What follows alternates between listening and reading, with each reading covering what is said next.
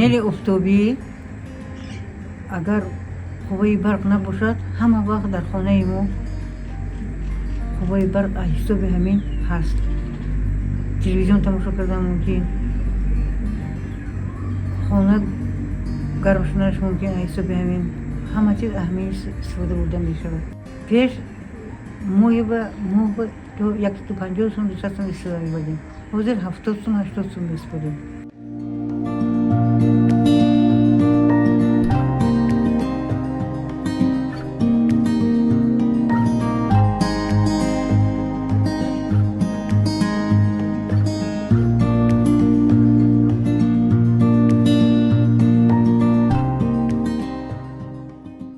آتشدان آفتابی در وقت تابستان نهایت این ضرور است. خوراک پختن ممکن، آب جوشاندن ممکن. برای اینکه آفتاب در تاجیکستان آفتاب نهایت و نیروش بلند است، برای ما اصلا برای خوراک آب جوشان، چای جوشاندن همه چیز به استفاده میبریم. وقتی که تیرمو زمستان شد استفادهش درازتر میشد، میشود و ساعتش زیادتر.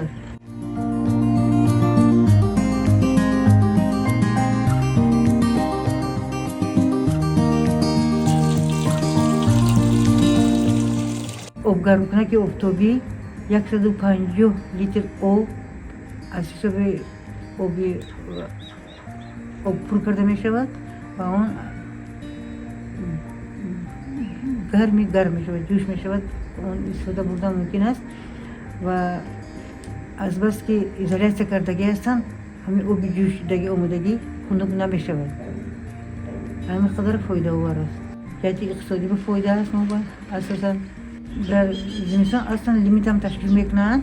وقتی که لیمیت می شود برای ما فرق ندارد، برای اینکه همین سه چیزی که ما هست همش ما با فایده آور است.